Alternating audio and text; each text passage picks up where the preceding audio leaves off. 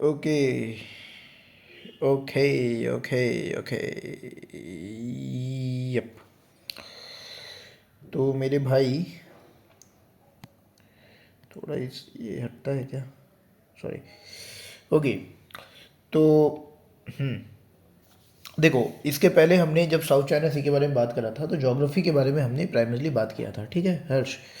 अब क्या करेंगे कि ज्योग्राफी एक बार रिकैप कर लेते हैं और फिर हम आगे बढ़ते हैं, ठीक है? बहुत जल्दी। देखो, सबसे पहले तो तुम ये समझो कि ये जो पूरा पोर्शन मैं अभी ड्रॉ करूँगा, देखो ये वाला जो तुमको दिख रहा है, ये गल्फ ऑफ टोनकिन से लेके ये गल्फ ऑफ थाईलैंड, ये पूरा ये पोर्शन, ये क्या है मेरे भाई? साउथ चाइना सी है, ठीक है?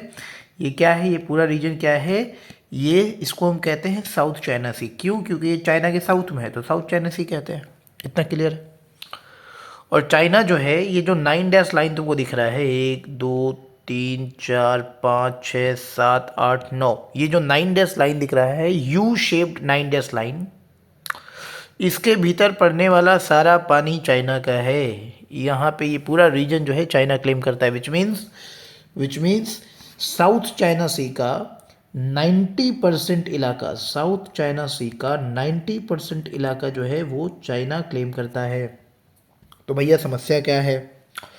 समस्या ये है कि जो बाकी साउथ एशिया, जैसे ये फिलीपींस जो है, ठीक है, फिलीपींस हो गया, ब्रुनई हो गया, मलेशिया हो गया, तुम्हारा ताइवान हो गया, ठीक है, इधर वियतनाम हो गया, तो इनका क्या होगा? अगर ये सब इलाका चाइना ही ले ले तो इनका क्या होगा? इन देश का क्या होगा? समझ में आ रहा है मेरे भाई? और हर एक देश को अपने शोर से, मतलब अपने किनारे से, मतलब समुद्री किनारे से, जैसे अगर भारत के दृष्टिकोण से बोले तो भारत का जो ये वाला जो पोर्शन है ना, तो जो शोर होता है जहाँ पे किसी देश में जाके समंदर और वो ज़मीन मिलता है ना, तो शोर से जो है 200 नॉटिकल माइल तक का जितना भी जो भी रिसोर्सेज हैं, 200 नॉटिकल माइल तक, 200 नॉटिकल माइल को अगर तुम किलोमीटर में कन्वर्ट करोगे तो 370 किलोमीटर के आसपास आएगा।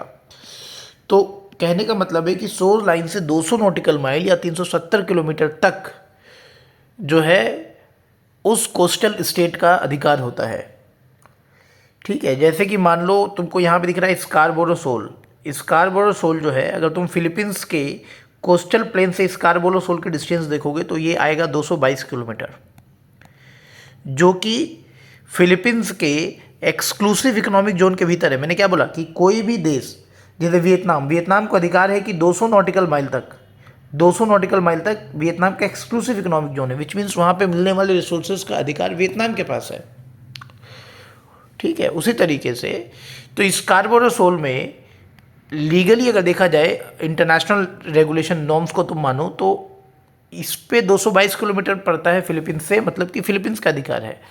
अगर हम चाइना के ये जो हैनान आइलैंड है, ये हैनान आइलैंड है, अगर हम यहाँ से इसकी डिस्टेंस देखें तो 1100 किलोमीटर है, ठीक है? तो इंटरनेशनली ये फिलीपींस का हो रहा है, इंटरनेशनल नॉर्म्स को देखो तो ये फिलीपींस का है, लेकिन देखो ये चाइना के 9 डैश लाइन के भीतर है, तो चाइना बोलता है नहीं ये तो मेरा है। तो कहने का मतलब है कि चाइना जो है इंटरनेशनल नॉर्म्स को नहीं मानता, वो अपना ही कानून जो है यूनिलेटरल कानून लागू करता है। अपने देश में जो वो कानून लागू करता है वही कानून वो इन सारी जगहों पे ही भी जो है लागू करता है। कहने का मतलब ये है कि चाइना के इस क्लेम से, ठीक है, बाकी साउथ ईस्ट चाइना का ये जो क्लेम है बाकी साउथ ईस्ट एशियन नेशन के एक्सक्लूसिव इकोनॉमिक जोन के साथ ओवरलैप कर जाता है, ठीक है? और इसलिए जो है झगड़ा होता है। समझ में आ रहा है मेरे भाई? तो सबसे पहले देखते हैं कि साउथ चाइना सी का बॉर्डरिंग कंट्रीज कौन कौन सा है। टोटल 7 कंट्रीज बॉर्डर करता है। नॉर्थ में ऑफकोर्स चाइना है एक, इधर ईस्ट में वियतनाम, वेस्ट में वियतनाम मिल जाएगा, ठीक है? तुम्हारा नॉर्थ ईस्ट में ताइवान मिल जाएगा 3, ठीक है? ईस्ट में फिलीपींस मिल जाएगा 4, साउथ में तुमको मलेशिया मिल जाएगा 5, ब्रुनई मिल जाएगा 6, ठीक है? और ऑफकोर्स इंडोनेशिया भी है तो 7। तो कौन कौन से कंट्रीज़, कहीं कहीं पे तुमको बताएगा कि कंबोडिया भी जो है वो बॉर्डर करता है, ठीक है? तो कई जगह पे कंबोडिया को भी दिखाता है, कई जगह पे नहीं दिखाता है, ठीक है? तो ये चीज़ थोड़ा सा ख्याल रखना। तो बहुत सी जगह पे तुमको कंबोडिया भी दिखेगा बॉर्डरिंग कंट्री, तो बहुत सी जगह पे नहीं दिखेगा। और साउथ चाइना सी जो है भाई, ये पैसिफिक ओशियन का एक वेस्टर्न आर्म है, मतलब पैसिफिक ओशियन का ही पार्ट है। साउथ चाइना सी क्या है? पैसिफिक ओशियन का ही पार्ट है। जैसे कि अरेबियन सी, अरेबियन सी क्या है? इंडियन ओशन का पार्ट है। अंडमान सी क्या है? इंडियन ओशन का पार्ट है। वैसे ही ये जो पैसिफिक ओशन का ये एक्सटेंशन जो है यहाँ पे, ये साउथ चाइना सी हम कहते हैं। तो पैसिफिक ओशन का ही एक एक्सटेंशन है, वेस्टर्न आर्म जिसको हम कहते हैं, क्योंकि पैसिफिक ओशन के वेस्ट में, तो वेस्टर्न आर्म। ठीक है, अब आते हैं कि कौन कौन सी नदियाँ इसमें फ्लो करती है। तो कुछ कुछ नदियों का नाम याद रखना भाई मेरे, जैसे कि मेकोंग नदी, हालांकि कई सारी नदियाँ फ्लो करती है, लेकिन कुछ कुछ नाम याद रखना। मेकोंग, मीन, ठीक है, पियरल, चाइना की एक बड़ी नदी है पियरल, ठीक है, इंदिरागिरी, ठीक है, इंदिरागिरी, समझ में आ रहा है मेरे भाई। तो ये सारे नाम जो है याद रखना, क्योंकि यूपीएससी में पूछा गया प्रश्न है कि इनमें से कौन सी नदियाँ जो है वो साउथ चाइना सी में जाकर के गिरती है, ड्रेन होती है। अब अगर हम बात करें इंपॉर्टेंट स्ट्रेट्स के बारे में, कुछ स्ट्रेट्स देख लेते हैं। अच्छा, स्ट्रेट्स को सी लाइन ऑफ कम्युनिकेशन भी कहते हैं, मतलब ऐसा स्ट्रेट जिससे बहुत ज़्यादा जो है व्यापार होता है, उसको हम सी लाइन ऑफ कम्युनिकेशन कहते हैं। तो पहला जो इंपॉर्टेंट स्ट्रेट है वो है स्ट्रेट ऑफ मलक्का। यही तो भाई बहुत बड़ा इंपॉर्टेंट स्ट्रेट है, स्ट्रेट ऑफ मलक्का। समझ में आ रहा है मेरे भाई। तो स्ट्रेट ऑफ मलक्का जो है ये बहुत ही ज़्यादा वाइटल शिपिंग लेन है, बिकॉज ये अब तक का शॉर्टेस्ट और इफेक्टिव डिस्टेंस जो है देता है और एक्सेस देता है साउथ चाइना सी से इंडियन ओशन, या इंडियन ओशन से साउथ चाइना सी का। समझ में आ रहा है मेरे भाई। तो ये हो गया स्ट्रेट ऑफ मलक्का। तो स्ट्रेट ऑफ मलक्का कहाँ पे है? तो इंडोनेशिया का सुमत्रा आइलैंड जो है, और इधर में ये जो मलेशिया है, इसको हम मलय पेनिनसुला भी कहते हैं। तो मलय पेनिनसुला और सुमत्रा के बीच में स्ट्रेट ऑफ मलक्का है, याद रखना, पूछा जा सकता है प्रश्न। ठीक है, फिर देखो ये करी माता स्ट्रेट है। करी माता स्ट्रेट क्या करता है? करी माता स्ट्रेट जो है जावा सी से, जावा सी साउथ चाइना सी और जावा सी को जोड़ता है। वहीं पे और एक दो स्ट्रेट है, एक है मिंडोरो स्ट्रेट और एक है बालाबेक स्ट्रेट। तो Mindoro strait, Balabac strait south China sea को सुलू सागर के साथ, सुलू सी के साथ जुड़ता है। सुलू सी के नीचे जो है सेलेबस सी है, सुलू सी के नीचे ही सेलेबस सी है, याद रखना। वहीं पे लूजोन स्ट्रेट है। लूजोन क्या है? लूजोन जो है फिलीपींस की ये वाली जो है ना, फिलीपींस के मेन आइलैंड को लूजोन कहते हैं। ठीक है, फिलीपींस की राजधानी जो मनीला है वो लूजोन में है। तो लूजोन स्ट्रेट जो है, लूजोन स्ट्रेट वो साउथ चाइना सी को फिलीपींस सी के साथ कनेक्ट करता है। वहीं पे ताइवान स्ट्रेट जो है, ताइवान स्ट्रेट वो साउथ चाइना सी को ईस्ट चाइना की सी के साथ जोड़ता है। ताइवान स्ट्रेट को फॉर्मोसा स्ट्रेट भी कहते हैं, एग्जाम में कई बार पूछा जा सकता है, याद रखना। ठीक है, उसके बाद दो और स्ट्रेट है जो कि हमें डिस्कस करना है, क्योंकि इस मैप में दिख नहीं रहा है। दो स्ट्रेट और हैं। अगर मैं इसी मैप को थोड़ा सा एक्सटेंशन करूं, जैसे सुमत्रा आइलैंड है, उसके बाद अगर मैं जावा आइलैंड को ड्रॉ करूं, देखो ये जावा आइलैंड है, और उसके बाद यहाँ पे और एक आइलैंड है। तो ध्यान से देखना, एक सेकेंड, थोड़ा मैंने ये ड्रॉ किया इसको कुछ इस तरीके से। ठीक है, तो देखो ये तो हो गया तुम्हारा स्ट्रेट ऑफ मलक्का, राइट, ये हो गया स्ट्रेट ऑफ मलक्का। और एक स्ट्रेट है, और एक स्ट्रेट क्या है? एक स्ट्रेट है ये वाला स्ट्रेट, इस तरीके से घूम के जाना, इसको हम कहते हैं सुंडा स्ट्रेट, इसको हम कहते हैं सुंडा स्ट्रेट। समझ में आ रहा है मेरे भाई। फिर एक है लोम्बोको स्ट्रेट, जो कि इस तरीके से तुमको एक्सेस देता है, इस तरीके से, इसको हम बोलते हैं लोम्बोको स्ट्रेट। ठीक है, लोम्बोको स्ट्रेट। तो ये भी दो स्ट्रेट्स है मेरे भाई, इसको जो है जरूर याद रखना। ठीक है, तो हमने स्ट्रेट्स के बारे में जिक्र कर लिया। अब आते हैं डिस्प्यूटेड आइलैंड क्या है। देखो जो मेन डिस्प्यूटेड आइलैंड है ना, एक तो है पारासेल आइलैंड। यहाँ पे देखो पारा आइलैंड, ये देखो यहाँ पे तुम्हें छोटे छोटे येलो डॉट्स दिख रहे हैं, ये क्या है? ये बहुत सारे आइलैंड का ग्रुप है, समूह है, इसको हम आर्कीपेलागो भी कहते हैं। ठीक है मेरे भाई। तो पारासेल आइलैंड याद रखना किसके नज़दीक है? चाइना के हैनान के नज़दीक है। तो पारासेल आइलैंड में किसका किसका क्लेम है? पारासेल आइलैंड में इधर से वियतनाम बोलता है मेरा है, इधर से ताइवान बोलता है मेरा है, ऊपर से चाइना बोलता है मेरा है। स्कारबोलो सोल में कौन कौन अधिकार जमाता है? इधर से फिलीपींस बोलता है मेरा है। याद रखना कौन कौन से आइलैंड पे कौन कौन सा देश जो है अपना आधिपत्य दिखाता है, क्लेम करता है, ये चीज़ बहुत ज़रूरी है। स्कारबोलो सोल यहाँ पे फिलीपींस बोलता है मेरा है, चाइना बोलता है मेरा है। स्पार्टली आइलैंड यहाँ पे, ठीक है, जहाँ पे चाइना ने बहुत सारे आर्टिफिशियल आइलैंड बना रखे हैं, यहाँ पे मिट्टी बालू डाल डाल के, उसको भी देखेंगे। स्पार्टली आइलैंड में इधर तो चाइना बोलता है मेरा है, ताइवान बोलता है मेरा है, फिलीपींस बोलता है मेरा है, वियतनाम बोलता है मेरा है, ब्रुनई बोलता है मेरा है, मलेशिया बोलता है मेरा है। तो ये 3 मेजर आइलैंड्स है जो कि झगड़ा का जड़ है साउथ चाइना सी में। उसके अलावा ये एक आइलैंड तुमको दिख रहा होगा, इसको हम कहते हैं सेन काकू आइलैंड, सेन काकू आइलैंड, ठीक है। इस ये भी एक झगड़ा का जड़ है, लेकिन ये ईस्ट चाइना सी में है। ये तो ईस्ट चाइना सी हो गया ना, ये ईस्ट, इसके बारे में भी हम डिस्कस करेंगे, ठीक है। उसके अलावा इस सेन मैप में अगर इस सेन काकू आइलैंड का और थोड़ा ऊपर जाओगे तो तुमको मिलेगा कुरील आइलैंड, उसमें भी झगड़ा का जड़ है, उसके बारे में भी हम चर्चा करेंगे, ठीक है।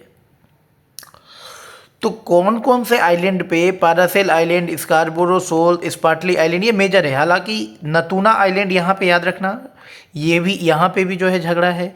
प्रातास आइलैंड यहाँ पे याद रखना, यहाँ पे भी झगड़ा है, ठीक है। लेकिन हम मुख्य तौर पे Paracel, Scarborough shoal, Spratly island को ही जो है फोकस मान के चल रहे हैं, ठीक है।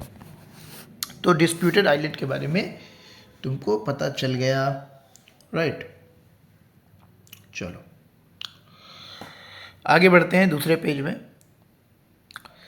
देखो साउथ चाइना सी डिस्प्यूट का थोड़ा हिस्ट्री देखते हैं। देखो हिस्ट्री ऐसा है ना मेरे भाई कि देखो वर्ल्ड वॉर 2 के पहले से बेसिकली 1930s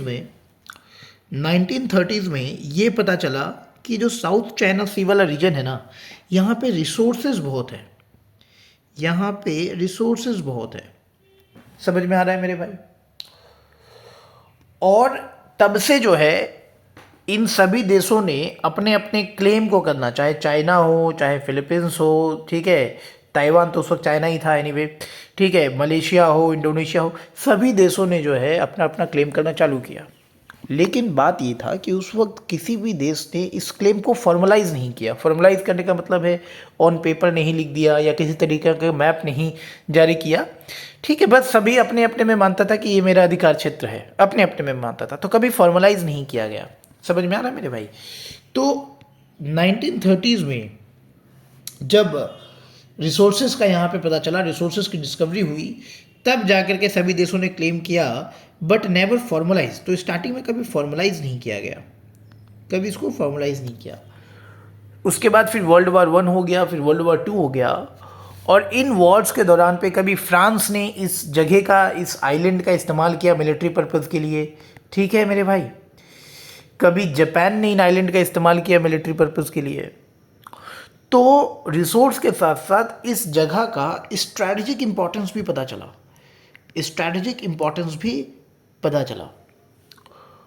और फाइनली वर्ल्ड वॉर जब खत्म हुआ, वर्ल्ड वॉर 2 1945 में, 1947 में चाइना ने इसको फॉर्मलाइज करने की कोशिश करी। 1947 में चाइना ने अपने मैप में ये यू शेप्ड 9 डैश लाइन को पब्लिश किया और ये क्लेम किया कि इसके भीतर वाला सारा रीजन हमारा है। और फिर शुरू हुआ साउथ चाइना सी डिस्प्यूट, क्योंकि चाइना ने फॉर्मलाइज कर दिया। फॉर्मलाइज करने के अलावा यहाँ पे भारी मात्रा में यहाँ पे मिलिटराइजेशन करना शुरू किया, आर्टिफिशियल रीफ बनाना, मतलब आइलैंड बनाना आर्टिफिशियल, वहाँ पे मिलिट्री को डिप्लॉय करना, एडवांस मिलिट्री इक्विपमेंट को डिप्लॉय करना, अपने बॉम्बर्स, एयरक्राफ्ट, रडार को डिप्लॉय करना, वो सब जो है शुरू करना चालू किया, ठीक है। तो डिस्प्यूट बढ़ता गया, टेंशन बढ़ते गए। तो इतना तो जो है तुमको समझ में आ गया होगा कि चीज़ें क्या चल रही हैं, है ना। तो एक ब्रीफ मैंने तुमको हिस्ट्री दिया कि क्या हो रहा है ना। तो ये क्लेम पहले से चलते आ रहा है, 1930s के बाद से ये क्लेम चलता आ रहा है, लेकिन कभी पहले फॉर्मलाइज नहीं किया गया। लेकिन जब इसका रिसोर्स पता चला कि ये रिसोर्स यहाँ पे कितना है, फिर जब पता चला कि इसका स्ट्रैटेजिक इंपॉर्टेंस क्या है, क्योंकि वर्ल्ड वॉर 2 के टाइम पे जापान ने यहाँ से अपने यहाँ पे इन एरियाज़ को मिलिट्री बेस के तौर पे इस्तेमाल किया, तो स्ट्रैटेजिक इंपॉर्टेंस पता चला। और उसके बाद झगड़ा शुरू हुआ, क्योंकि जब तुम्हें किसी, मान लो तुम्हारे हाथ में एक पत्थर है, पता नहीं ये पत्थर है कि हीरा है, तो तुम उसको उतना इंपॉर्टेंस नहीं दोगे। लेकिन जैसे 4 लोगों को पता चल गया, अरे यार ये तो हीरा है, इसकी कीमत मार्केट में बहुत है, इससे बहुत फ़ायदा होगा, तो फिर झगड़ा चालू होगा, है कि नहीं। वैसा ही कुछ साउथ चाइना सी के साथ भी हुआ। अब आगे बढ़ते हैं और बात करते हैं सिग्निफिकेंस ऑफ साउथ चाइना सी, ठीक है। अब देखो, अच्छा एक चीज़ और यहाँ पे याद रखना कि चाइना किस आधार पे ये क्लेम करता है। चाइना कहता है कि हमारे हिस्टोरिकल रिकॉर्ड्स और मैप, क्योंकि ये भी यूपीएससी में पूछा गया प्रश्न है। चाइना का क्लेम क्या है? चाइना का क्लेम है कि हमारे हिस्टोरिकल रिकॉर्ड्स जो हैं, हमारे मैप्स जो हैं, वो ये बताते हैं कि सदियों से इस इलाके को चाइनीज़ जो सरकार है वो इसको गवर्न कर रही है। कभी मिंग डायनेस्टी का वो नाम लेती है, कभी हान डायनेस्टी का नाम लेती है, कि सदियों से जो है Chinese sellers, Chinese fisherman, Chinese मछुआरे सभी इस एरियाज़ का इस्तेमाल कर रहे हैं, अर्थात ये चाइना का हुआ। ठीक है, तो इस तरीके से हिस्टोरिकल रिकॉर्ड्स को आधार बना के चाइना इस चीज़ को क्लेम करता है, इस चीज़ को याद रखना। अब हम बात करते हैं कि साउथ चाइना सी का क्या सिग्निफिकेंस है, क्यों इतना मार जो है वो साउथ चाइना सी जो एक झगड़े का जड़ बना हुआ है, और ऐसा लगता है कि कभी भी वहाँ पे यूएस चाइना झगड़ा हो सकता है। याद रखना, साउथ चाइना सी जो है ना वो यूएस और चाइना का एक मेजर झगड़ा का पॉइंट है। बोले कि भैया यहाँ पे यूएस का तो कोई यूएस तो है नहीं, यहाँ पे यूएस कैसे आ गया। ठीक है, समझेंगे चीज़ों को। देखो, तो सिग्निफिकेंस में पहले समझते हैं, ये वाइटल शिपिंग लेन है, यहाँ से बहुत ज़्यादा व्यापार गुजरता है। ठीक है, अगर हम एक डेटा की माने तो United nation conference on trade and development ने ये बताया कि साल 2016 में सिर्फ ये वाला मार्क स्ट्रेट ऑफ मलक्का जो देख रहे हैं, स्ट्रेट ऑफ मलक्का से 21% ग्लोबल ट्रेड हुआ है। 21% ग्लोबल ट्रेड हुआ है। इस 21% ग्लोबल ट्रेड को अगर तुम डॉलर में देखो तो it translates to 3.37 trillion US dollar. भाई इतना तो भारत की जीडीपी है भाई। तो साल में 3.37 ट्रिलियन डॉलर का व्यापार जो है वो इस मार्ग से हुआ है। समझ पा रहे हो कितना इंपॉर्टेंट ट्रेड रूट है स्ट्रेट ऑफ मलक्का, राइट। और इसके अलावा चाइना का 80% क्रूड इंपोर्ट जो है वो इसी स्ट्रेट ऑफ मलक्का से होता है। ठीक है, समझ में आ रहा है। तो कहने का मतलब है कि इसको मैं थोड़ा सा इधर करता हूँ। कहने का मतलब है कि चाइना भी इस पे बहुत रिलाई करता है, इस मार्ग पे चाइना के लिए भी बहुत इंपॉर्टेंट मार्ग है। उसके बाद चाइना के साथ साथ जो साउथ ईस्ट एशियन नेशन तुमको यहाँ पे दिख रहा है, साउथ ईस्ट नेशन जो तुमको दिख रहा है, साउथ ईस्ट एशियन, उसके लिए भी इम्पोर्टेंट मार्ग है। उसके अलावा जापान की अगर हम बात कर ले उसके लिए भी इम्पोर्टेंट है। साउथ कोरिया की बात कर ले उसके लिए भी इम्पोर्टेंट है। तो कितना इम्पोर्टेंट मार्ग है ये, कितना इम्पोर्टेंट वाइटल शिपिंग लेन है, तुमको समझ में आ रहा है। क्या भारत के लिए इम्पोर्टेंट नहीं है? भारत के लिए भी इम्पोर्टेंट है भाई। भारत का भी जो है बिलियंस ऑफ डॉलर का व्यापार जो है इस मार्ग से होता है, बिलियंस ऑफ डॉलर्स का व्यापार। समझ पा रहे हो मेरे भाई? ठीक है, तो ये खेला है, खेला को जो है समझना होगा अच्छे से। ठीक है मेरे भाई, ओके। अब देखो क्या है, तो इतना तो तुमको समझ में आ गया। अब चाइना क्या सोच रहा है? चाइना ने सोचा है कि साला स्ट्रेट ऑफ मलक्का जो है, भारत तो बहुत नज़दीक है स्ट्रेट ऑफ मलक्का के, है ना। तो भारत स्ट्रेट ऑफ मलक्का को इजीली ब्लॉक कर सकता है।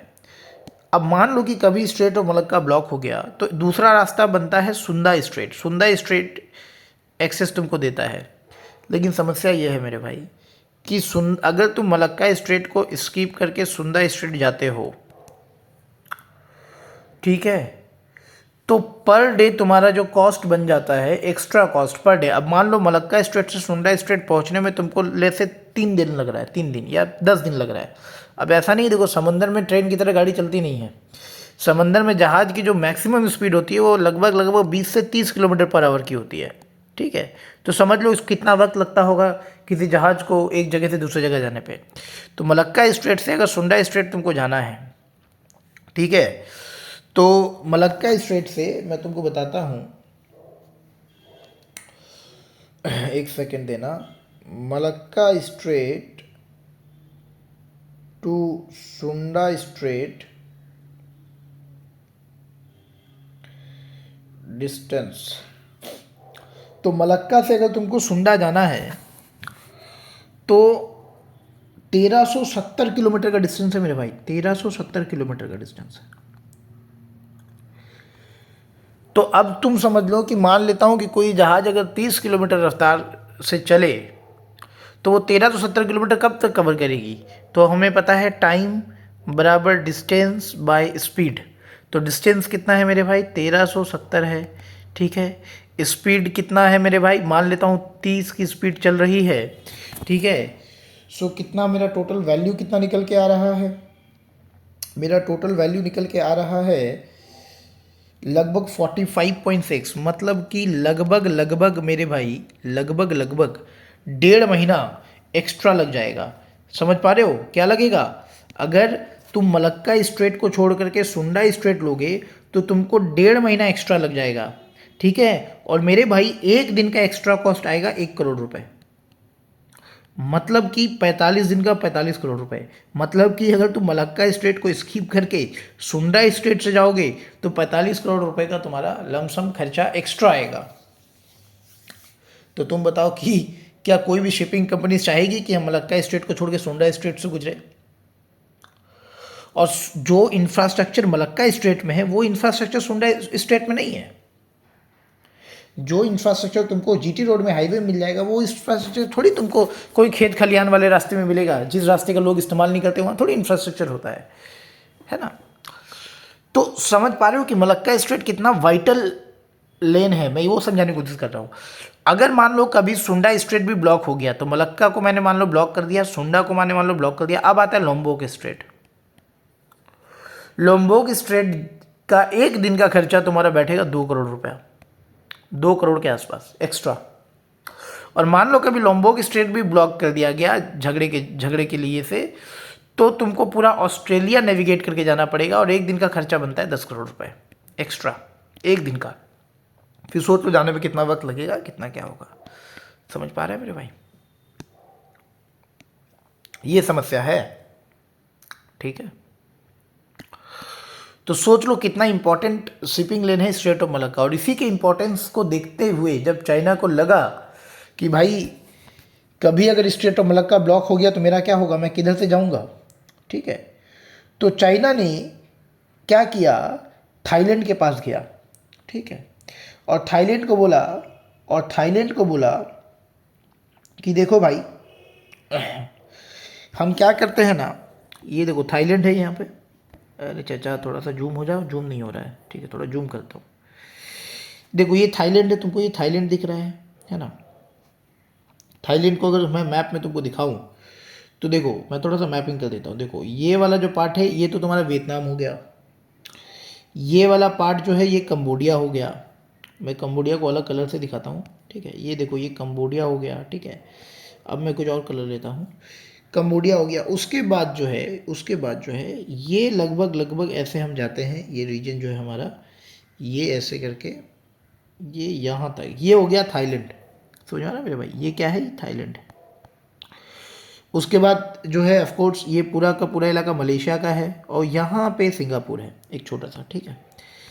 तो ध्यान समझना। अब चाइना जो है मलक्का स्ट्रेट के इंपॉर्टेंस को देखते हुए चाइना ने बोला कि क्यों ना एक अल्टरनेटिव रास्ता ढूंढा जाए।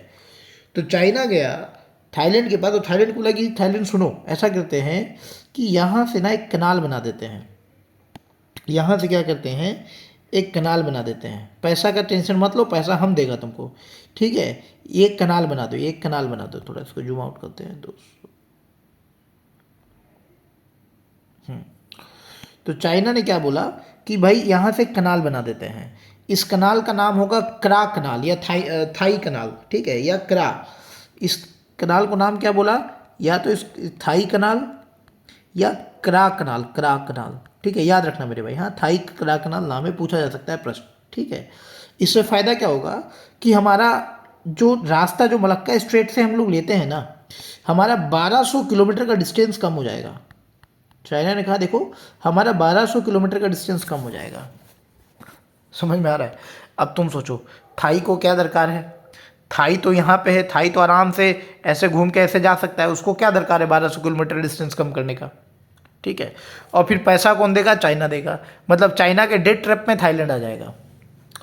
और फिर क्या करेगा चाइना वहाँ पे अपनी मिलिट्री को रख देगा, ठीक है, वहाँ पे मिलिटराइजेशन कर देगा, ठीक है। और इसके वजह से थाईलैंड के रिश्ते जो हैं वो आसपास के कंबोडिया से, वियतनाम से और बाकी देशों से खराब। तो थाईलैंड इस चीज़ को समझा और थाईलैंड ने बोला ना बाबू ना, ये जो तुम बकचोदी कर रहे हो ये असर तुम श्रीलंका को दिखाना, मालदीव्स को दिखाना, मेरे पास मत आओ। तो थाईलैंड ने चाइना के इस प्रपोजल को ठुकरा दिया। तो क्रा कनाल के बारे में भी याद रखना, ठीक है। तो हमने देख लिया कि ठीक है साउथ चाइना सी का सिग्निफिकेंस क्या है, वाइटल शिपिंग लेन है। दूसरा जो साउथ चाइना सी का ये है कि भाई रिसोर्स रिच रीजन है, यहाँ पे रिसोर्स बहुत है। ठीक है, रिसोर्स कितना है तो अगर हम एक एजेंसी की माने, United states information energy agency, sorry IEA होगा ना, एनर्जी इंफॉर्मेशन एजेंसी होगा, sorry, United states energy information agency का क्या कहना है कि साउथ चाइना सी में कम से कम 11 बिलियन बैरल तेल तो है ही है, 11 बिलियन बैरल यहाँ पे तेल है। ठीक है, और 190 trillion cubic feet natural gas है। ठीक है, मतलब समझ पा रहे हो, मतलब कि जिस भी देश का इस क्षेत्र में आधिपत्य हो गया, उस देश को एनर्जी पे दूसरे देशों के लिए उसको निर्भर नहीं करना पड़ेगा, वह पूरे तरीके से आत्मनिर्भर हो जाएगा। और जो देश एनर्जी में आत्मनिर्भर हो गया, सोचो उसको कितनी बड़ी जियोपॉलिटिकल जीत मिलेगी। समझ में आ रहा है मेरे भाई? तो ये भी एक कारण है। इसके अलावा अब ऐसा नहीं कि बस यहाँ पे नेचुरल रिसोर्सेस है, इसके अलावा यहाँ पे भैया मछली भी बहुत है, ये फिशिंग के लिए भी बहुत है। देखो हम लोग एक एक पॉइंट के भीतर कुछ पॉइंट्स बात कर रहे हैं, फिशिंग भी यहाँ बहुत है। अब फिशिंग क्यों है यहाँ पे? क्योंकि साउथ चाइना सी का पानी जो है ना बहुत ही न्यूट्रिएंट रिच पानी है, यहाँ पे बहुत ही न्यूट्रिएंट रिच और वार्म पानी है, इसलिए यहाँ पे मछली बहुत है। और मछली का इंपॉर्टेंस तुम इस बात से लगा सकते हो कि जितने भी देश मछली यहाँ से पकड़ते हैं, जितने भी आसपास के देश मछली पकड़ते हैं, वियतनाम है, कंबोडिया है, फिलीपींस है, ब्रुनेई है, जितने भी देश मछली पकड़ते हैं, वो सारी मछलियाँ वो लोग लोकली खा जाते हैं, लोकली कंज्यूम हो जाते हैं, एक्सपोर्ट नहीं करते। तो इससे पता चलता है कि मछली इन देशों के फूड सिक्योरिटी के लिए कितना इंपॉर्टेंट है। समझ में आ रहा है? तो ऐसी स्थिति में अगर चाइना कहने लगे कि ये सारा क्षेत्र मेरा है, तो इन देशों का क्या होगा? इन देशों को तो जो है पूरी तरीके से चाइना पे निर्भर करना पड़ेगा, है ना। और चाइना धीरे धीरे जो है अपना फैलाव इस तरीके से कर लेगा। ठीक है, तो ये सारी चीज़ें हैं। तीसरा जो है, अच्छा उसके बाद और क्या है, और यहाँ पे सी बेड रिसोर्सेज भी बहुत है मेरे भाई, सी बेड रिसोर्सेज। तुम समझना कि साउथ चाइना सी में रिसोर्स को लेके क्या क्या हम लोग पढ़ रहे हैं। सी बेड रिसोर्सेज मतलब समंदर के नीचे जमीन में बहुत सारे cobalt, manganese, rare earth element है। अब बोलिए भैया इसका क्या इस्तेमाल होता है? इसका इस्तेमाल होता है आज के इलेक्ट्रॉनिक्स में। इनके बिना तो आज का इलेक्ट्रॉनिक्स तुम तय ही नहीं कर सकते। आज घड़ी से लेके कैलकुलेटर से लेके मोबाइल, गाड़ी, हैन तैन हर जगह पे जो है इसका इस्तेमाल होता है। सोचो कितना क्रूशियली इंपॉर्टेंट है ये। और भारत भी जो है रेयर अर्थ एलिमेंट भारत के लिए भी बहुत ही क्रूशियल एलिमेंट है। समझ में आ रहा है? तो सोचो कि साउथ चाइना सी का इंपॉर्टेंस क्यों ना बने, एक ऐसा रीजन जहाँ पे बहुत सारे रिसोर्स है, ठीक है, बहुत ही क्रूशियल रिसोर्स है। सोचो वो रीजन क्यों ना इम्पॉर्टेंट हो। तीसरा है यहाँ की बायोडाइवर्सिटी। भाई यहाँ की बायोडाइवर्सिटी भी बहुत कमाल की है, यहाँ पे जो है तुमको कई तरीके के यहाँ पे तुमको कोरल रीफ्स देखने को मिल जाएंगे, कोरल रीफ्स, मैंग्रोव्स मिल जाएंगे, ठीक है, मैंग्रोव्स मिल जाएंगे, सी ग्रास मिडोज मिल जाएंगे।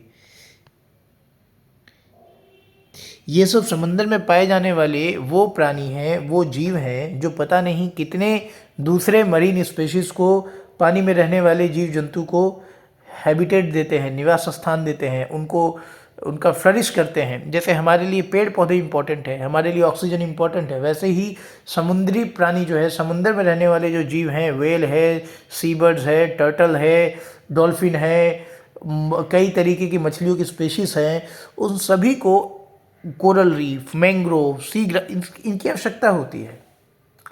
तो चूंकि ये सारी चीज़ें वहाँ पे बहुत है, इसीलिए बहुत सारे एंडेंजर्ड स्पेसीज वहाँ पे अब तक जीवित हैं और फ्लरिश कर रहे हैं। इसलिए वहाँ पे बहुत ज़्यादा मछलियाँ पाई जाती है, डॉल्फिन्स पाए जाते हैं, सी बर्ड्स पाए जाते हैं, टर्टल पाए जाते हैं।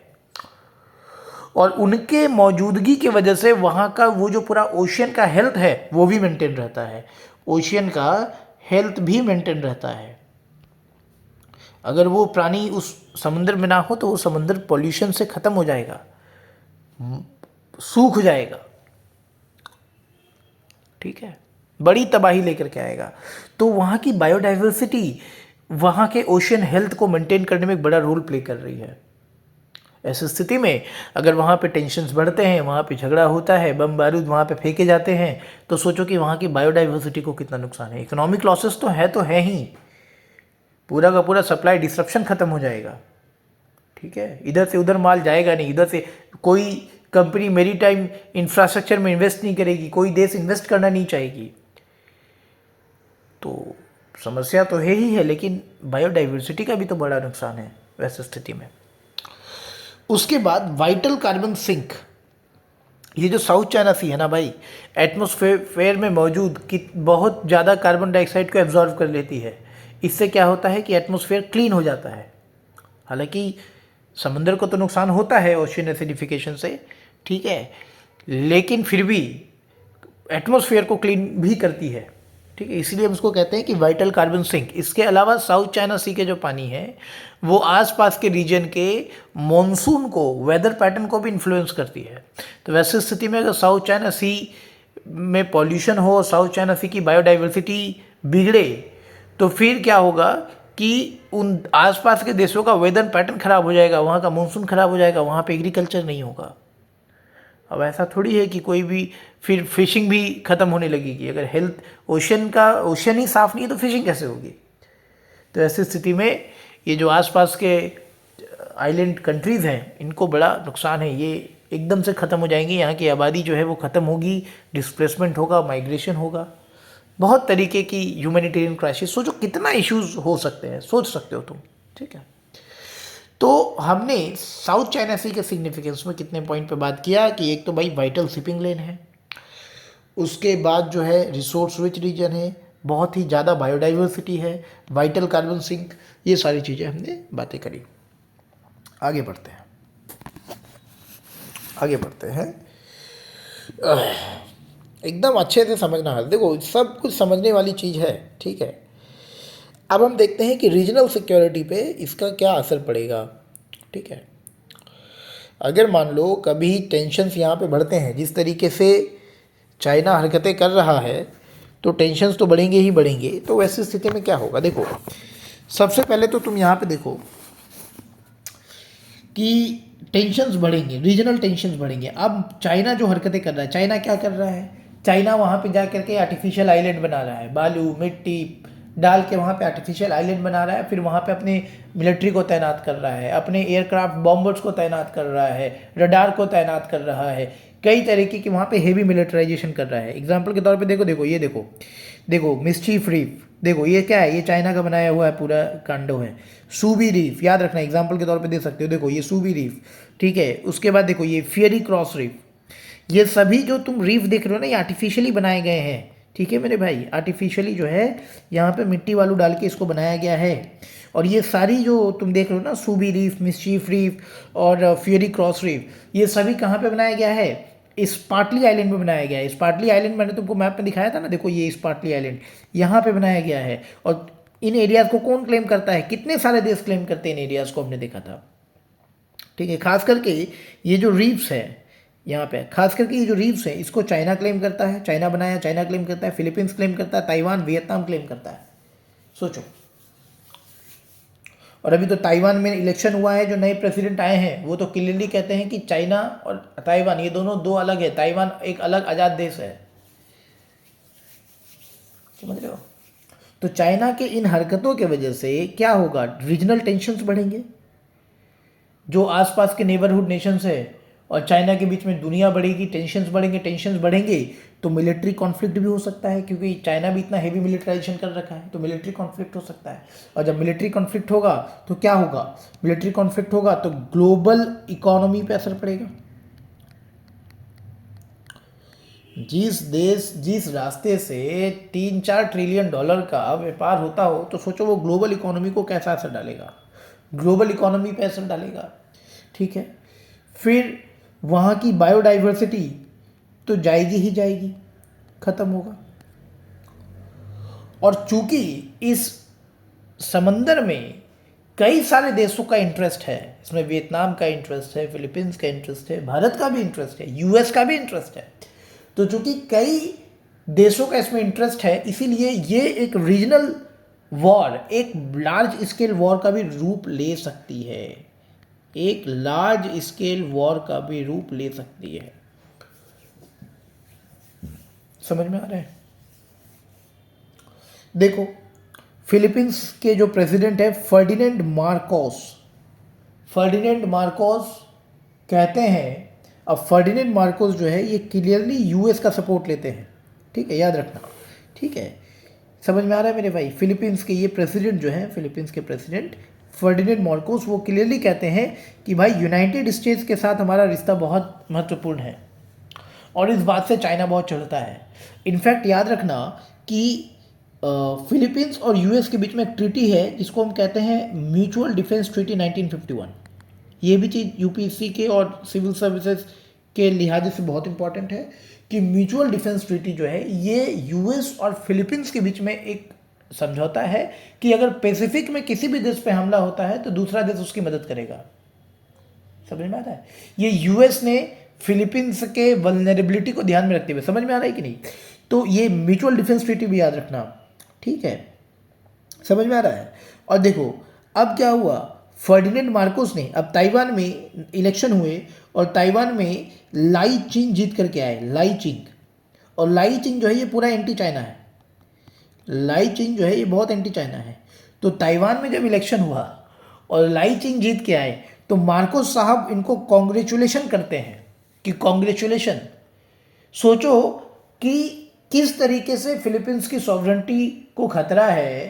तुम सोचो अगर भारत देश के साथ ऐसा होता कि फिलीपींस के प्रेसिडेंट फर्डिनेंड मार्कोस ताइवान में जो प्रेसिडेंट जीत करके आए लाई चिंग, उनको कॉन्ग्रेचुलेट करते हैं, तो जो चाइना जो है वो फिलीपींस के एम्बेसडर को समन कर देता है कि आपने ऐसा कैसे किया, आपने ऐसा कैसे किया। इस बात से जो है हम बहुत डिसैटिस्फाइड है, चाइना ऐसा कहता है। सोचो, तो मजबूरी में मार्कोस क्या कहता है, मजबूरी में मार्कोस को कहना पड़ता है कि देखिए भैया चाइना को कि हम तो आपकी तरफ ही हैं, हम तो वन चाइना पॉलिसी को मानते हैं। वो तो हमने ऐसे ही कॉन्ग्रेचुलेट कर दिया, वैसे मानते हैं हम वन चाइना पॉलिसी को है। तो फर्डिनेंड मार्कोस का बैलेंस्ड अप्रोच देखो, एक तरफ वो चाइना को भी खुश करने की कोशिश कर रहा है, ठीक है, एक तरफ वो यूएस को भी साथ में रख रहा है, विच मीन्स कि ये बेहतर पॉलिसी है। फर्डिनेंड मार्कोस जो है अभी चाइना के साथ झगड़ा नहीं चाहता। जब फर्डिनेंड मार्कोस खुद तैयार हो जाए, जब फर्डिनेंड मार्कोस को लगे कि भाई हाँ अब हम चाइना के अपोज हो सकते हैं, तो शायद करेगा। लेकिन फर्डिनेंड मार्कोस जो है अभी बहुत ही बैलेंस्ड अप्रोच लेके चल रहा है, क्योंकि उसको पता है कि यूनाइटेड स्टेट्स कभी भी पीछे हट सकता है, भिड़ा करके खुद पीछे हट जाएगा। तो एक बैलेंस अप्रोच लेकर के चल रहा है फर्डिनेंड मार्कोस। मेरा कहने का मतलब है कि कोई देश किसी दूसरे देश के नए प्रेसिडेंट को अगर कॉन्ग्रेचुलेशन करता है तो तीसरा देश नाराज हो जाता है। ये क्या बात हुई? समझ रहा है चाइना किस तरीके से जो है कोशिश कर रहा है। और इसके अलावा चाइना जो है फिलीपींस के जो मछुआरे हैं उनको हम फिलिपिनो में फिशरमैन कहते हैं। चाइना जो है, चाइना के जो कोस्ट गार्ड होते हैं वहाँ पे जो नेवी होता है चाइना का, ठीक है, वो फिशरमैन को मछली पकड़ने नहीं देते, उनको बोलते हैं कि भागो, ये तुम्हारा इलाका नहीं है। फिलीपींस वाले जब स्कार्बरो सोल के पास जाते हैं बोलते भागो, ये तुम्हारा इलाका नहीं है, और यहाँ तक कि जितना मछली पकड़ा है सब फेंक करके जाओ समुंदर में। समझ रहा है? इस तरीके से चाइना फिलीपींस को, वियतनाम को परेशान करता है, ठीक है भाई।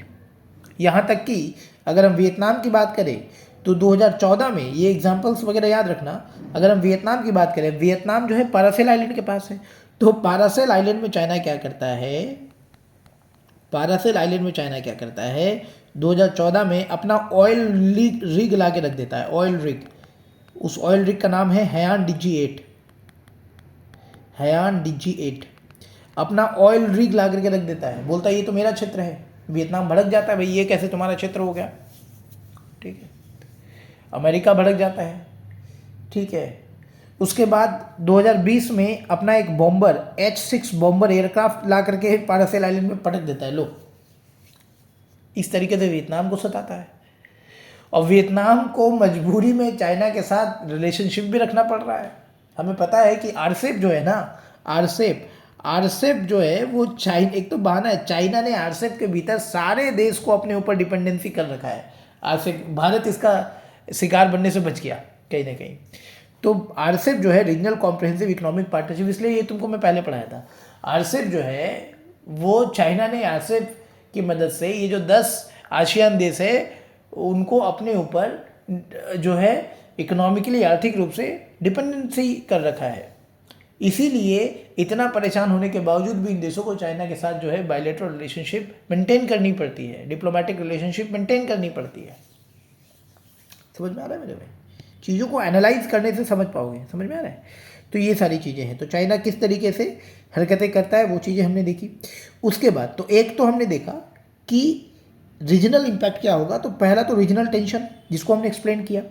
उसके बाद फ्रीडम ऑफ नेविगेशन को भी खतरा है। भाई हर देश का फ्रीडम ऑफ नेविगेशन है। अभी हम पढ़ेंगे, ठीक है, अभी हम पढ़ेंगे इंटरनेशनल एग्रीमेंट है UNCLOS, united nation convention on law of the sea. इस चीज़ को हम लोग पढ़ेंगे अभी आगे। यहाँ पे देखो, कहाँ गया बाबा, ओ चीचा कहाँ गया, हाँ अनक्लॉस, अनक्लॉस के बारे में पढ़ेंगे। तो तुमको पता चलेगा कि हर देश का अधिकार है कि वो समंदर में फ्रीली घूम सकता है, मतलब नेविगेट कर सकता है। हर देश के पास ये अधिकार है। लेकिन चाइना का ये क्लेम उस फ्रीडम ऑफ नेविगेशन को थ्रेट करता है। समझ में आ रहा है? अच्छा, रीजनल टेंशन में और एक चीज याद रखना कि अगर कभी रीजनल टेंशन होता है तो यूएस भी पीछे नहीं रहेगा। यूएस भी इस मामले में सीधा सीधा शामिल हो जाएगा। और अगर यूएस शामिल होगा, भारत भी शामिल होने में मजबूर हो जाएगा, क्योंकि चाइना जो है वो साउथ चाइना सी के साथ साथ इंडियन ओशन में भी अपना इंटरेस्ट दिखा रहा है। तुमको पता होगा कि श्रीलंका में आए दिन वो अपने जो है वेसल्स को डॉक करता है, बहुत ही हाई टेक्नोलॉजी वेसल्स को डॉक करता है। जैसे कि 2022 में उसका एक वेसल था युआन वांग 5, उसको डॉक कर दिया, जो कि बहुत ही एक ट्रैकिंग वेसल है। ये भारत के इंपॉर्टेंट इन्फॉर्मेशन को, खास करके भारत का जो स्पेस मिशन चलता है उसके इन्फॉर्मेशन को ये ट्रैक कर सकता है, हैक कर सकता है। बहुत ही खतरनाक जो है वेसल ला करके श्रीलंका में डॉक कर देता है। हालांकि अभी श्रीलंका तो डॉक करने नहीं दे रहा है कुछ दिनों से, मैं देख रहा हूँ, लेकिन ऐसा करता है। तो भारत, तो ऐसी स्थिति में भारत भी मजबूर हो जाएगा इसमें कूदने में, ठीक है। और अगर भारत की तुम नेवल स्ट्रेंथ देखो, चाइना की नेवल स्ट्रेंथ देखो, तो भाई डिफरेंस है। चाइना के पास जो है 730 जहाज है समंदर में। भारत के पास कितने हैं? 294। चाइना के पास इन 730 जहाज में 61 तो सबमरीन है, और भारत के पास 18 सबमरीन है। तो अगर नंबर वाइज देखो तो भारत तो बहुत पीछे है चाइना के साथ। तो ठीक है, उस चीज़ को देखेंगे। समझ में आ रहा है तुमको? ठीक है। उसके बाद फ्रीडम ऑफ नेविगेशन देखा कि फ्रीडम ऑफ नेविगेशन को थ्रेटेंड है। अगर फ्रीडम ऑफ नेविगेशन है तो कोई भी शिपिंग कंपनी उस मार्ग से जाना नहीं चाहिए। कौन चाहेगा मलक्का स्ट्रेट को छोड़ करके हम सुंडा स्ट्रेट लें? 1 महीना वो शिप को पानी में ही खड़ा कर देगा, नहीं जाएंगे भाई। तो कोई भी कंपनी, शिपिंग कंपनी नहीं जाना चाहेगी, और ना ही कोई कंपनी मेरीटाइम इंफ्रास्ट्रक्चर में इन्वेस्ट करने की चाहेगी। तो फ्रीडम ऑफ नेविगेशन को थ्रेटेंड है। उसके बाद यूएस चाइना, भाई याद रखना, ये जो साउथ चाइना सी है ना, ये यूएस चाइना का झगड़ा यहाँ पे साफ देखने को मिलता है। कैसे? यूएस जो है वो साउथ चाइना सी में ऑपरेशंस करता है, जिसको कहते हैं FONOPS, मतलब फ्रीडम ऑफ नेविगेशन ऑपरेशंस करता है। 2019 में तो इसने 9 फ्रीडम ऑफ नेविगेशन ऑपरेशंस कर लिए, मतलब मिलिट्री एक्सरसाइज करता है। चाइना इसको देख के बहुत भड़कता है। चाइना बोलता है यूएस गलत कर रहा है, यूएस को ऐसा नहीं करना चाहिए। कहीं ना कहीं चाइना यूएस को देख के भड़कता है, गुस्सा दिखाता है, कुछ कर नहीं पाता है, लेकिन वहीं पे वियतनाम, फिलीपींस के जहाज को डुबा देता है, ठीक है। तो यूएस बोलता है कि हाँ बाबू हम कर रहे हैं, हमसे लड़के दिखाओ एक बार, ठीक है। तो यूएस इस तरीके का ऑपरेशंस करता है। उसके बाद यूएस जो है वियतनाम, फिलीपींस, इनको मिलिट्री टेक्नोलॉजी भी देता है, ट्रेनिंग भी देता है कि ज़रूरत पड़ने पे ये देश अपना बचाव कर सके।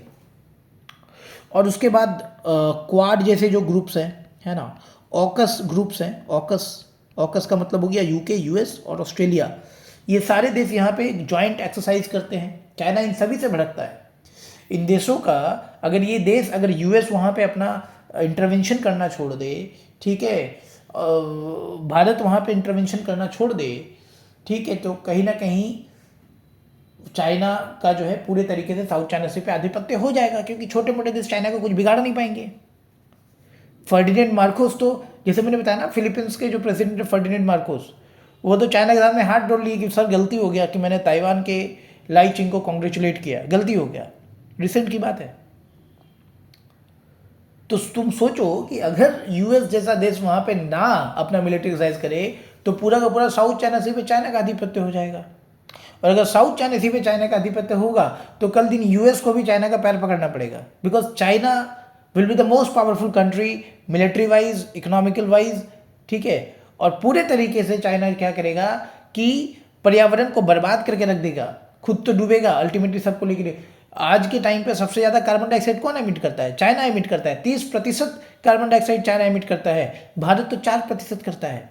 लेकिन क्लाइमेट चेंज का असर भारत को ज़्यादा झेलना पड़ता है। कई ऐसे छोटे मोटे देश हैं जिनका ना के बराबर कंट्रीब्यूशन है क्लाइमेट चेंज पे, लेकिन वो ज़्यादा झेलते हैं। समझ में आ रहा है? तो इन सारे पॉइंट्स को तुमको समझने की जरूरत है, एनालाइज करने की जरूरत है मेरे भाई। अगर तुम एनालाइज कर लिए बेहतर, तो आंसर तो तुम ऐसा लिखोगे कि मतलब क्या बोला जाए, ठीक है। तो ये सारी चीज़ें हैं। आगे बढ़ते हैं। हमने तुमको बता दिया कि चाइना जो है क्या कर रहा है। देखो, आर्टिफिशियल आइलैंड, ये मैंने Subi reef, Mischief reef, Fiery Cross reef का एग्जांपल दिया। अब हम देखते हैं कि भारत का क्या स्थिति है, भारत का क्या इसमें इंटरेस्ट है ना। इस चीज़ को भी तो देखना पड़ेगा मेरे भाई।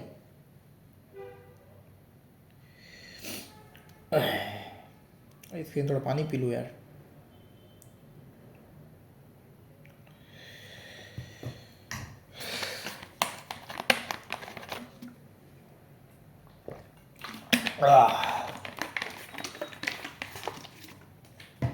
अब देखो भारत का इसमें क्या इंटरेस्ट है। तो भारत के इंटरेस्ट को तुम दो पार्ट में बांट लो। एक तो भारत के स्ट्रैटेजिक इंटरेस्ट में इसको देख लो, और एक भारत का आर्थिक इंटरेस्ट देख लो। स्ट्रैटेजिक और आर्थिक। स्ट्रैटेजिक पे पहले बात करते हैं। देखो, अगर चाइना इस तरीके की हरकतें करता है तो भारत के भी मैरीटाइम सिक्योरिटी को खतरा है, भारत के भी फ्रीडम ऑफ नेविगेशन को खतरा है। क्यों? भारत के जहाज उधर से नहीं जाते क्या? भारत के भी बिलियंस ऑफ डॉलर्स के ट्रेड होते हैं, लगभग 25% के ट्रेड होते हैं भारत के उस मार्ग से। तो भारत को भी तो खतरा है, भारत के भी तो मैरीटाइम सिक्योरिटी को खतरा है मेरे भाई, ठीक है। दूसरा कि अगर साउथ चाइना सी में टेंशन्स बढ़ते हैं तो भारत का जो रिलेशन है साउथ ईस्ट एशियन नेशन के साथ, कहीं ना कहीं वो भी क्या होंगे, वो भी खराब होंगे। भैया ये कैसे होगा? देखो, अगर साउथ चाइना सी में टेंशन्स बढ़ते हैं तो जो देश हैं, जो छोटे मोटे देश हैं, फिलीपींस, वियतनाम, वो किन के पास जाएंगे? वो दो ही देश के पास जाएंगे, या तो वो यूएस के पास जाएंगे या तो वो भारत के पास जाएंगे। समझ में आ रहा है मेरे भाई? या तो वो यूएस के पास जाएगा या तो वो भारत के पास जाएगा। अब मान लो कि यूएस ने कह दिया कि देखो भारत तो तुमसे नज़दीक है, भारत के पास जाओ, और भारत की उस वक्त वैसी स्थिति ना रही कि वो उन देश की मदद कर पाए, क्योंकि भारत को भी तो अपना जियो पॉलिटिकल इंटरेस्ट देखना है। भारत भी तो चाइना के साथ, भारत का भी तो इकोनॉमिक टाइज है भाई। तो भारत अगर उन देश की मदद ना कर पाए तो यूएस बोलेगा देखो भारत जो है तुम्हारे विरोध में है, भारत तुम्हारी मदद नहीं कर रहा। तो भारत और साउथ ईस्ट एशियन नेशंस के रिश्ते हो जाएंगे खराब। और कहीं ना कहीं जो China versus south east Asian nation है, वो उसमें भारत भी जो है, Bharat versus south east Asian nation भी हो सकता है। साउथ ईस्ट एशियन नेशन बोलेगा स्ट्रेट ऑफ मलक्का के सामने तुम दिखना भी मत, जहां दिखेगा वहीं दूगो बम मार देंगे। तो भारत का रिलेशन जो है साउथ ईस्ट एशियन नेशन के साथ, वो भी खराब हो सकता है। तीसरा, भारत के नेवल पावर को भी तो चैलेंज करता है। देखो, भारत क्लेम करता है कि देख भाई, चाइना कुछ नहीं कर सकता, हम तुमको सिक्योरिटी देगा। आज वियतनाम के साथ मिलके भारत जो है वहाँ पे रिसोर्सेज को एक्सप्लॉइट करता है। भारत की जो एक कंपनी है ओएनजीसी विदेश लिमिटेड, वो जा करके वियतनाम के परमिशन से वहाँ पे जाके वो तेल निकालती है। और जो पारासेल आइलैंड मैंने बताया जो डिस्प्यूटेड है, वहाँ जाके तेल निकालती है। इससे चाइना बहुत भड़कता है। तो मान लो अगर भारत कभी मिलिट्री सपोर्ट नहीं दे पाया वियतनाम को, तो वियतनाम बोलेगा तुम भी मत आना यहाँ तेल निकालने के लिए। समझ आ रहा है कि नहीं? तो वो चीज़ें हैं। और है कि नेवल पावर को चैलेंज करता है। नेवल पावर को चैलेंज करने का मतलब है कि कहीं ना कहीं साउथ ईस्ट एशियन नेशन में ये परसेप्शन बनेगा कि हम भारत के ऊपर कंप्लीटली रिलाई नहीं कर सकते। अगर हम भारत के ऊपर रिलाई करके चाइना के विरोध में हो गए तो भारत की वैसी स्थिति नहीं है कि वो हमारी मदद कर सके। ये एक परसेप्शन तैयार हो रहा है। एग्जाम्पल के तौर पर वियतनाम क्या कर रहा है? वियतनाम, भारत के साथ वियतनाम के अच्छे रिलेशंस है, लेकिन कहीं ना कहीं वियतनाम को चाइना के साथ भी खुद को एंगेज करने की आवश्यकता हो रही है। क्यों इतना झेलने के बाद भी जो है, कभी वो वियतनाम का जहाज डुबा देता है, कभी कुछ, इतना झेलने के बाद भी वियतनाम को चाइना के साथ खुद को एंगेज करना पड़ रहा है। कारण कि वियतनाम आंख बंद करके भारत पे रिलाई नहीं कर सकता, क्योंकि भारत की नेवल स्ट्रेंथ उतनी नहीं है, भारत को ऐसी स्थिति नहीं है। तो कहीं ना कहीं साउथ चाइना सी जो है वो भारत के नेवल पावर को भी चैलेंज करता हुआ दिखता है।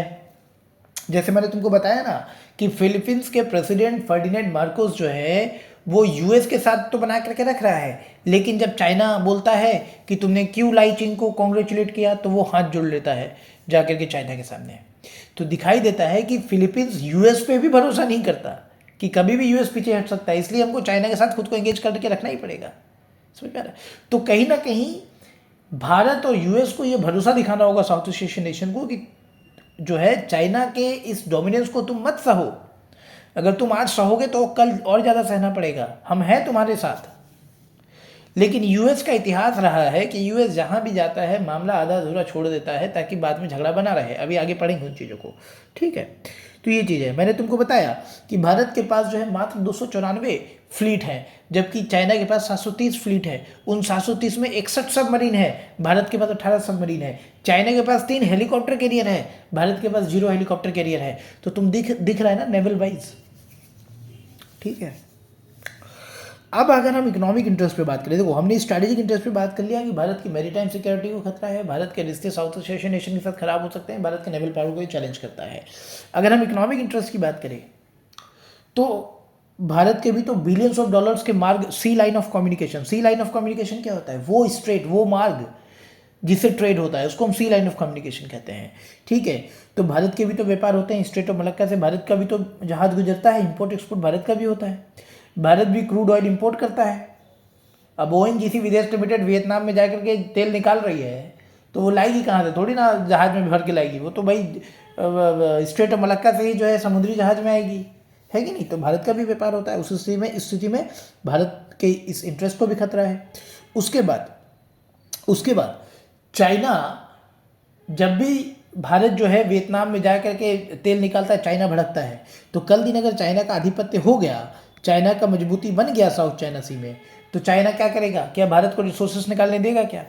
वो तो फिलीपींस को मछली पकड़ने नहीं देता, भारत को क्या वहाँ से तेल निकालने देगा? तो भारत का जो एक्सेस है टू रिसोर्सेज वो लिमिट हो जाएगा, ठीक है। तीसरी बात हो गई कि अगर चाइना का आधिपत्य होता है तो चाइना सब साउथ ईस्ट नेशन को बोल देगा, देख भाई, अगर तूने भारत का इन्वेस्टमेंट लिया, भारत से किसी तरीके का इन्वेस्टमेंट लिया, तो फिर साउथ चाइना सी पे मुंह मत दिखाना अपना। तो कहीं ना कहीं भारत की जो इकोनॉमिक टाइज है इन देशों के साथ, साउथ ईस्ट एशियन नेशन के, वो खराब होगी, वो हैम्पर होगा, ठीक है ना। वो भारत में इन्वेस्ट करना चाहेंगे ना भारत से इन्वेस्टमेंट लेना चाहेंगे।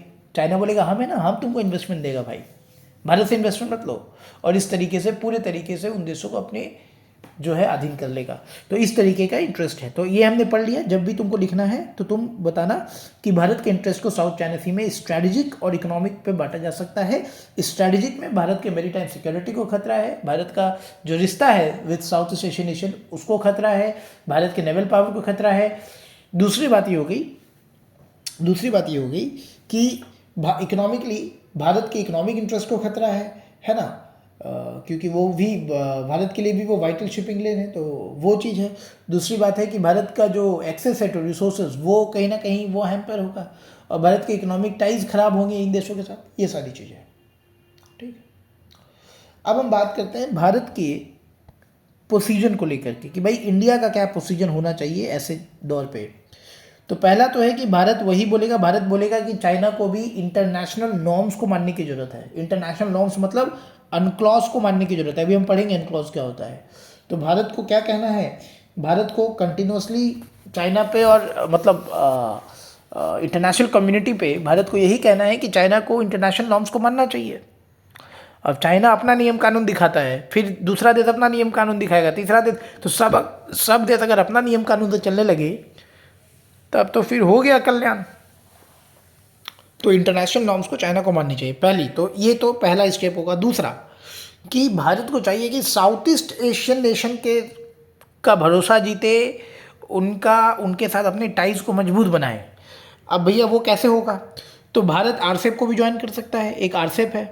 हालांकि आरसेप को ज्वाइन करने के पहले भी भारत को बहुत ज़्यादा केयरफुल कंसिडरेशन की ज़रूरत है, कॉस्ट एनालिसिस की ज़रूरत है। हमने देखा कि आरसेप से भारत को भी खतरा है। एनीवे, आरसेप एक तरीका है साउथ ईस्ट एशियन नेशन के साथ जो है अपना टाइज बनाने का, है ना। ऐसी स्थिति में क्या होगा कि जब भारत इन देशों को फार्मास्यूटिकल देना शुरू करेगा, इन देशों को एग्रीकल्चर प्रोडक्ट देना शुरू करेगा, तो कहीं ना कहीं इन देशों की जो डिपेंडेंसी है चाइना की तरफ, वो शिफ्ट होकर भारत की तरफ आएगी, है ना। दूसरी बात हो गई कि भारत इंफ्रास्ट्रक्चर प्रोजेक्ट्स में भी जो है इन्वेस्ट कर सकता है। इंफ्रास्ट्रक्चर प्रोजेक्ट में जैसे कि Kaladan multi modal transport project, पढ़ेंगे उसके बारे में, ठीक है। India Myanmar Thailand trilateral highway, तो ऐसे प्रोजेक्ट्स में भी इन्वेस्ट कर सकता है। ऐसी स्थिति में भी उन देशों की डिपेंडेंसी चाइना से शिफ्ट होकर भारत की तरफ आएगी, है ना। भारत और साउथ ईस्ट एशियन नेशन की लैंड कनेक्टिविटी बेहतर होगी, है कि नहीं। तो दूसरा ये तरीका है कि भारत जो है साउथ ईस्ट एशियन नेशन के साथ जो है अपने टाइज को स्ट्रॉन्ग कर सकता है। तीसरी बात है कि भारत वो देशों के साथ जो साउथ चाइना सी में चाइना के खिलाफ खड़े होते हैं, उनके साथ एक अलाइंस भी बना सकता है। जैसे कि क्वाड है, तो क्वाड के तौर पे जैसे कि क्वाड है, तो क्वाड जैसे और भी अलाइंसेस तैयार कर सकता है। समझ में आ रहा है मेरे भाई? ठीक है। और उसके साथ ऑफकोर्स भारत को अपने नेवल और मिलिट्री पावर को तो बढ़ाने की आवश्यकता ही है मेरे भाई। चाइना जो है ना, अगर हम आखिरी फाइनेंशियल ईयर की बात करें लेटेस्ट एकदम, तो चाइना ने अपने डिफेंस में कितना खर्चा किया है? चाइना ने अपने डिफेंस में 229 बिलियन डॉलर खर्च किए। समझ पा रहे हो? 229 बिलियन डॉलर, ठीक है। और एशिया में सबसे ज़्यादा खर्च करने वाला चाइना है अपने डिफेंस पे। समझ में आ रहा है मेरे भाई? सबसे ज़्यादा खर्चा करने वाला चाइना है। भारत ने कितना किया? भारत ने किया 73.9, मतलब 74 बिलियन डॉलर के आसपास भारत ने इतना खर्चा किया। तो साउथ चाइना सी में और चाइना का इंटरेस्ट इंडियन ओशन रीजन को ध्यान में रखते हुए भारत को भी अपने नेवी में, अपने नेवल स्ट्रेंथ को, अपने मिलिट्री स्ट्रेंथ को बढ़ाने की आवश्यकता है। आज भी भारत वेपन के लिए यूएस में, रशिया में, इजराइल पे निर्भर करता है। कोई भी एडवांस टेक्नोलॉजी भारत में नहीं, कोई भी एडवांस टेक्नोलॉजी के लिए भारत चला जाता है इजराइल के पास, यूएस के पास, रशिया के पास। तो भारत को भी आत्मनिर्भर होने की जरूरत है, ठीक है। तो भारत की ये पोजीशन है। तो भारत, अगर तुमसे पूछे भारत का क्या पोजीशन होगा, तो भाई भारत इंटरनेशनल नॉर्म्स को एडवोकेट करे, साउथ ईस्ट एशियन नेशन के साथ अपने टाइज को मजबूत करे, अपने नेवल मिलिट्री पावर को बढ़ाए, बाकी देशों के साथ और अलायंस बनाए जो साउथ चाइना सी में चाइना के अगेंस्ट होते हैं। ये सारी चीज़ें किया जा सकता है। अब हम देखते हैं कि भारत और चाइना का इंडियन ओशन रीजन पे क्या चल रहा है। देखो, चाइना तो साउथ चाइना सी पे, तो देखो पहला तो समझो कि भारत और चाइना दोनों ही ब्लू वाटर नेवीज है। ब्लू वाटर नेवीज का मतलब हो गया कि दोनों ही अपने शोर से बहुत दूर में जाके मिलिट्री ऑपरेशन कर सकते हैं। समझ में आ रहा है मेरे भाई? अपने जमीन से बहुत दूर समुद्र में जाके मिलिट्री ऑपरेशन कर सकते हैं। इसलिए इनको ब्लू वाटर नेवीज कहा जाता है। समझ में आ रहा है? ठीक है। तो इंडिया और चाइना दोनों ही ब्लू वाटर नेवीज है, पहला। दूसरा, चाइना का एम्बिशन तो साउथ चाइना सी में है ही है, लेकिन कहीं ना कहीं चाइना अपने इंटरेस्ट को इंडियन ओशन रीजन पे भी लेके आ रहा है, जो कि भारत के लिए बहुत बड़ा खतरा है, ठीक है। और चाइना दिखता है कि भाई चाइना श्रीलंका पे किस तरीके से अपने वेसल को लेकर के आता है भारत के अपोजिशन के बावजूद, और अब वो मालदीव्स में लेके जा रहा है भारत के अपोजिशन के बावजूद। तो जो हरकत है वो साउथ चाइना सी में कर रहा है, कहीं ना कहीं वो हरकत है वो इंडियन ओशन रीजन पे भी कर रहा है। तो ऐसी स्थिति में भी भारत को बहुत ज़रूरी है कि अपने नेवी को और अपने अलायंस को मजबूत बनाए। समझ में आ रहा है? सोचो, यही चाइना का जो है, नेहरू के बारे में तो बात करेंगे, यही चाइना के लिए नेहरू कभी जान दिया करते थे। एनीवे, दूसरा, अगर कभी इंडियन ओशन रीजन पे या साउथ चाइना सी से चाइना निकल करके इंडियन ओशन रीजन पे जो है अपना फैलाव करता है, तो भारत का प्राइमरी फोकस क्या होगा? भारत का फोकस होगा सी लाइन ऑफ कम्युनिकेशन को सिक्योर करना। जैसे स्ट्रेट ऑफ मलक्का जो व्यापार मार्ग है, उसको सिक्योर करना। और यहाँ पे भारत को एक एडवांटेज है कि भारत मलक्का स्ट्रेट के ज़्यादा करीब भारत है, चाइना दूर है। ऐसी स्थिति में मलक्का स्ट्रेट को पहले भारत सिक्योर कर सकता है, उसको ब्लॉक कर सकता है, चॉक कर सकता है, ठीक है। और फिर वहाँ पे ऑफ कोर्स यूएस तो भारत का समर्थन करेगा ही करेगा, नहीं तो क्योंकि यूएस जो है वो चाइना और यूएस चाइना इस मामले में बहुत एक दूसरे के दुश्मन हैं, तो ऑफ कोर्स यहाँ पे क्वाड से भारत को मदद मिल सकती है, एडिशनल रिसोर्सेज और सपोर्ट मिल सकता है। तो ये सारी चीज़ें इसको हमें याद रखना है। दूसरा लेक्चर दूसरे वीडियो में।